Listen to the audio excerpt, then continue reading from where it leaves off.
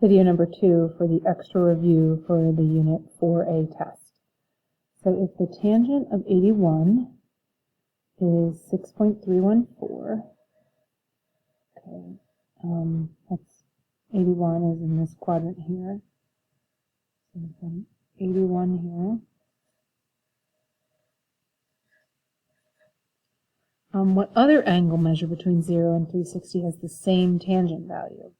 The tangent's positive in the first quadrant, and tangent's also positive in this quadrant.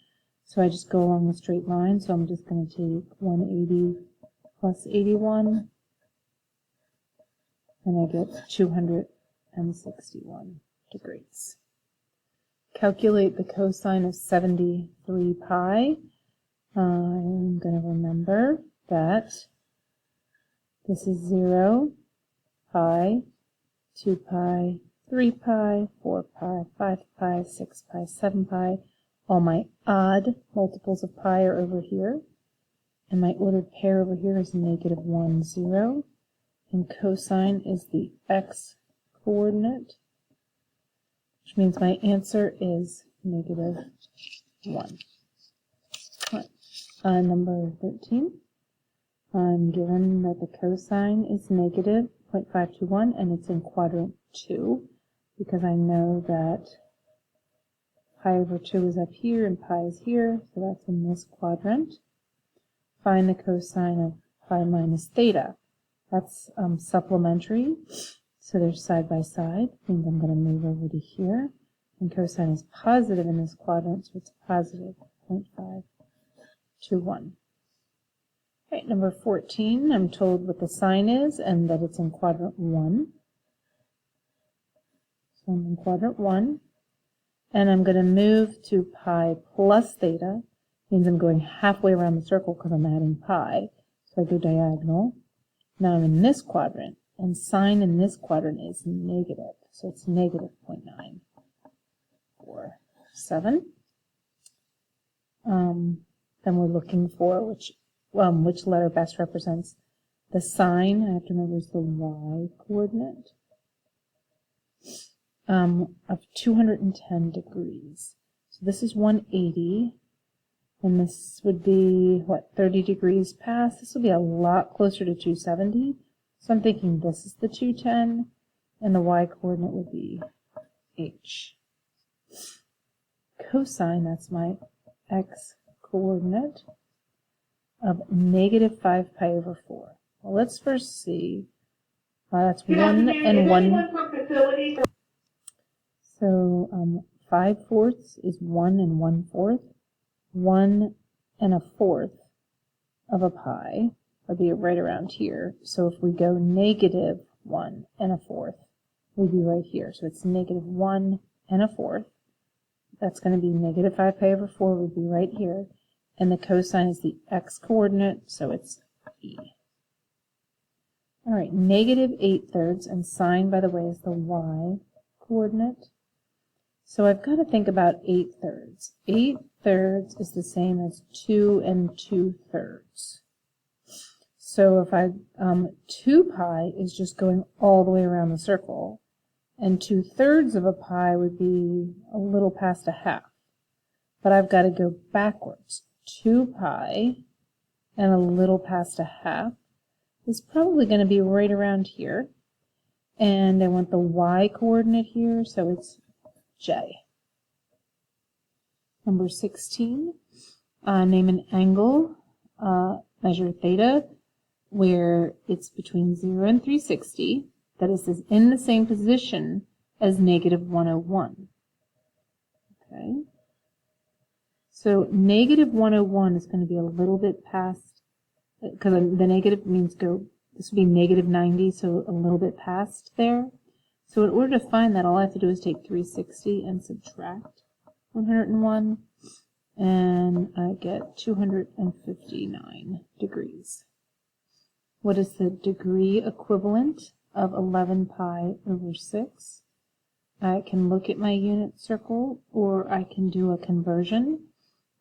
If I do a conversion, I would say times 180 over pi. And I would probably just look at my unit circle, and I know that this is going to be 330 degrees. I could also have done it this way, cancel out the pi's. 180 divided by 6 is 30, and 11 times 30 is 330. 4 pi over 3, again, I could multiply by 180 over pi, or I can look at my unit circle. If I do it this way, I cancel out the pi's. This becomes 60 because 180 divided by 6. 4 times 60 is 240 degrees. 10 pi, if I'm converting to degrees, is times 180 over pi, and the pi's cancel, and I get 1800 degrees.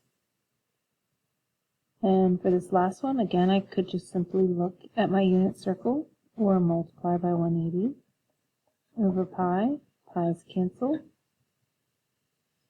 And I'd probably put this one in my calculator, 5 times 180, or I could do this without a calculator. Let's see. These are both even, so I'm going to divide by 2. 2 and 90.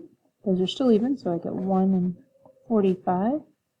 And 45 times 5 is 225 degrees. Or again, I think the easiest thing on at least on these three, is to simply look at your unit circle. What is the radian equivalent of 150 degrees? Again, you can look at your unit circle, or you can multiply by pi over 180, and I would get 5 pi over 6 for this one.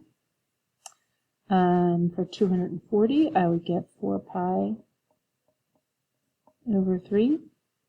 315 degrees is 7 pi over 4. 405 degrees, I can't look at my unit circle. I'm going to have to multiply by pi over 180. And when I put that 405 over 180 into my calculator, and I hit math, enter, it gives me the fraction in lowest terms, which is 9/4 pi. Number 11 was supposed to say exact value, the tangent of negative 20 pi over 3. So I've got to figure out where negative 20 pi over 3 would be on my unit circle. So 20/3 is 6 2/3. 6 is just going to bring me back to here. And then it's the 2/3 that I have to worry about. So 2/3 in the positive direction will be here, 2/3 in the negative direction is here. And so if I'm at my thirds, that's going to be a little bit farther away. I need to think about what my ordered pair is there.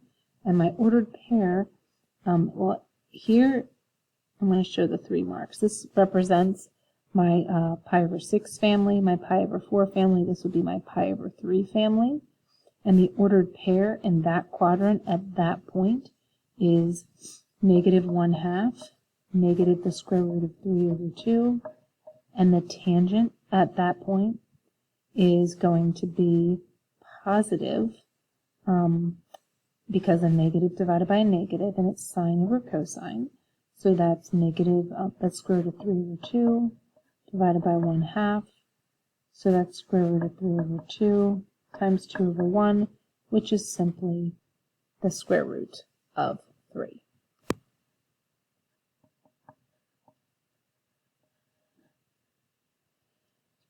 Okay, number 12 is the tangent is 0.652, and theta is in the first quadrant.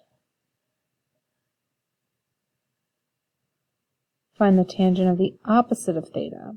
Means I move down.